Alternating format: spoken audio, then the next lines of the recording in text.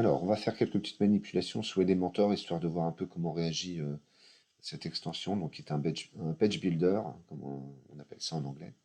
Voilà, ça permet de faire quand même beaucoup de choses, et c'est vrai que parfois c'est bien d'essayer déjà de changer un petit peu, de varier les colonnages, par exemple, dans vos articles, histoire de donner un petit peu de rythme à la mise en page.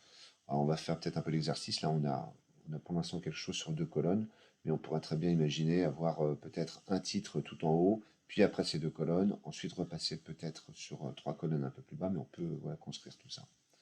Donc je vais laisser ça de côté pour l'instant. Je vais partir sur une nouvelle section.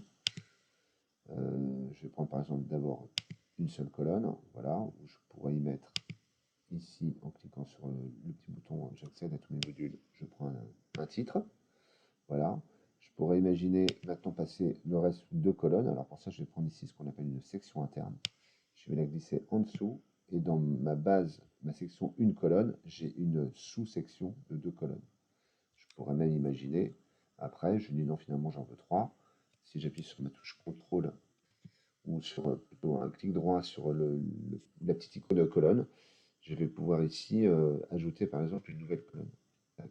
Et là, je vais retrouver trois possibilités de blocs ou de modules différents. Par exemple, ça pourrait être un bouton ici, que je vais peut-être centrer, voilà, je peux reparamétrer comme je veux, voilà, un peu plus grand.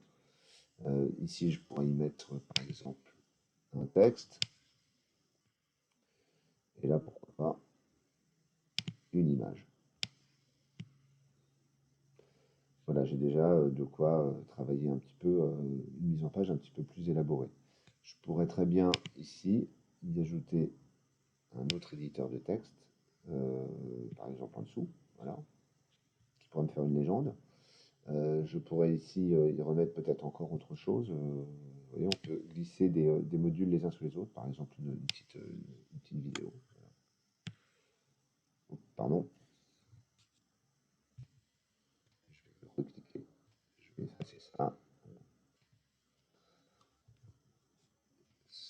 Je vais reprendre une, par exemple ici, voilà. Je vais le mettre là, et je vais avoir une autre petite vidéo là.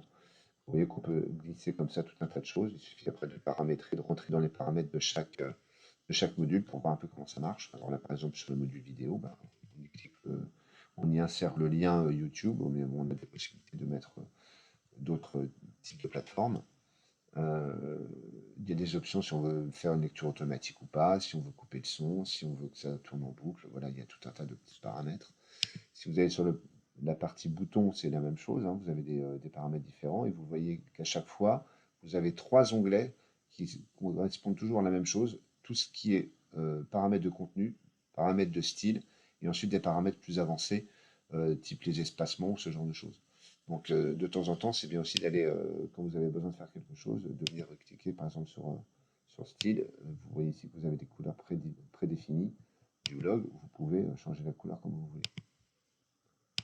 Idem pour la typographie, vous pouvez venir augmenter, vous voyez, ou réduire la taille, modifier sa graisse. Alors, généralement, on utilise tout le temps des choses pas trop grasses, en tout cas pour les styles, mais vous voyez qu'on peut facilement venir paramétrer et chaque module correspond à chaque fois son module, contenu, son onglet contenu, style, avancé. Voilà. Couleur du texte, bon là, ça ne m'intéresse pas, je vais mettre plutôt du noir. Voilà, tout simplement. Voilà, vous pouvez paramétrer aussi les écarts entre les colonnes, par exemple. Si vous cliquez sur les onglets centrales de la section interne, vous voyez ici que vous avez des possibilités de régler des écarts de colonnes un peu plus larges, voilà, pour aérer un peu plus les choses. Voilà. Pensez toujours à chaque fois à enregistrer le brouillon.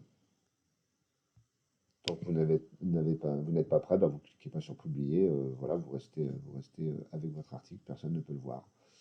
Mais en tout cas, vous avez possibilité de jouer un peu avec tout ça, donc n'hésitez pas à aller un petit peu voir dans ces petits modules ce que ça fait. Vous créez une page brouillon, rien ne vous empêche de pratiquer un tout petit peu sans savoir trop ce que vous allez faire, mais en tout cas, ça vous permet de vous dérouiller sur ces petits modules.